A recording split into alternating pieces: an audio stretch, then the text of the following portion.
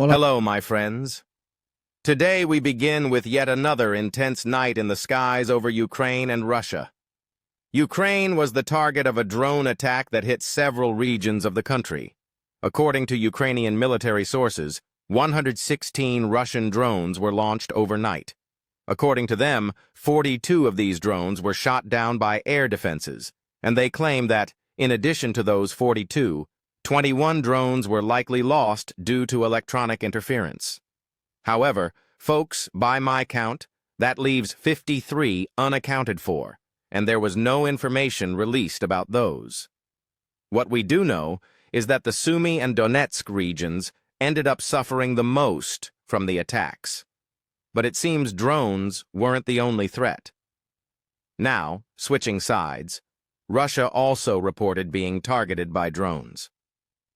According to Moscow Mayor Sergei Sobyanin, 4 Ukrainian drones were shot down near the capital, and according to initial reports, there were no injuries or damage caused by the debris. In addition to those 4 drones near Moscow, the Russian Ministry of Defense said that 17 more drones were shot down in the Bryansk region, which borders Ukraine, and another 5 in the Kaluga region north of Moscow. The governors of these 2 regions also made statements and said that there were no reports of damage or casualties. As a direct effect of these attacks, Rosaviatsia temporarily suspended flights at Domodedovo Airport, one of the main airports serving Moscow. According to them, the suspension lasted about an hour and a half to ensure airspace safety. Well, thinking carefully, this attack, more than the damage it caused, has symbolic weight.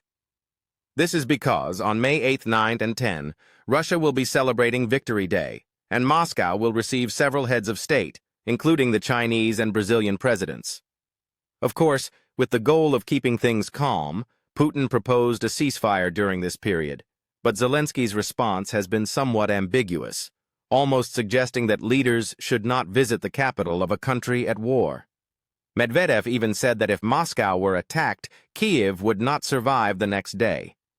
Now, with drones hitting the city so close to the event, this could end up reinforcing the message that heads of state should think twice before making the trip.